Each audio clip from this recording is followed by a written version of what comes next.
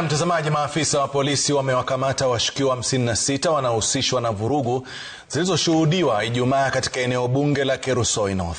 Naam, aidha polisi wanasema kwamba wanaendelea kuwasaka watu zaidi akiwemo mbunge wa Kerusoi North Alfred Mutai kuhusiana na vurugu hizo zilizosababisha kujeruhiwa kwa watu watatu. Naam, rabsha hizo zinazohusishwa na wahuni wanaodaiwa kufadhiliwa na wanasiasa zilijiri wakati wa mkutano wa umma ulioandaliwa na gavana wa Nakuru Susan Kihika eneo hilo. Na Ben Kirui anatufungulia jamvi la Nipashe Wikendi kwa taarifa hiyo.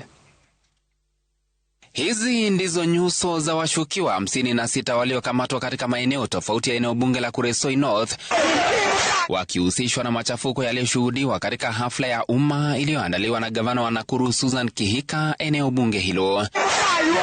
Maafisa wa polisi walioanza msako mara moja punde tu baada ya vurugu hizo walipata pia ushahidi ukiwemo maganda ya risasi yanayokaguliwa na makachero kubaini bastola iliyotumika kufyatua na aliyefyatua. Wakati wa rabsha hizo, watu watatu waliachwa na majeraha mabaya ya risasi na wanapokea matibabu katika hospitali ya Molo Level 4. Taarifa za awali za polisi zilionekana kuelekezea kidole cha lawama mbunge wa Kerusoi North Alfred Mutai zilipoashiria kuwa ndiye aliyefika katika shule ya upili ya Umoja na wahuni kwa nia ya kuvuruga mkutano huo.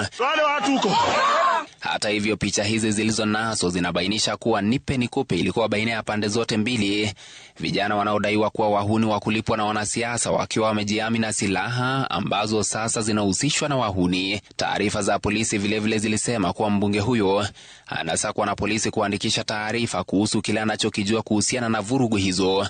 Hata hivyo, haijabainisha iwapo pia gavana Susan Kihika anapaswa kuandikisha taarifa na wao.